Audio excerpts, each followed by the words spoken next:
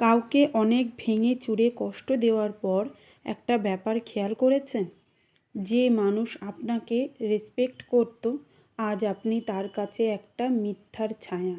যে মানুষটা আপনার জন্য দিন রাত দোয়া করত, সেই মানুষটা খেতে বসলেও আপনার কথা ভাবলে কষ্টের কারণে চোখের জলে তার খাবার ভেসে যায়। সে নামাজ পড়তে বসলেও কান্নায় ভেঙে পড়ে। কেবল তার রুহ থেকে আপনার জন্য বদদোয়া চলে আসে, সে না চাইতেও। একটা সময় সেই মানুষটা আপনাকে দেখার জন্য কেবল কোনো না কোনো বাহানা করত। আজ সে কেবল আপনার চেহারাটা ভুলতে বিভিন্ন কিছুর সাহায্য নেয়।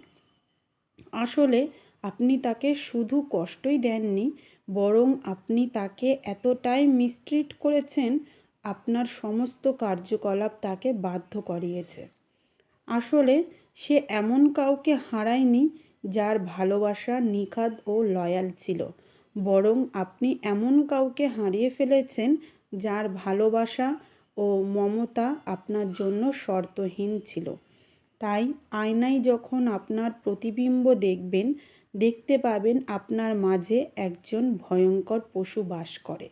কারণ আপনার বাস্তবতা ও জৈবিক ক্ষুধা আপনাকে ভালোবাসত। এমন কাউকে আপনি ছাড় দেয়নি, কারণ আপনি মায়া ও মমতা ভালোবাসা বুঝতে পারেননি।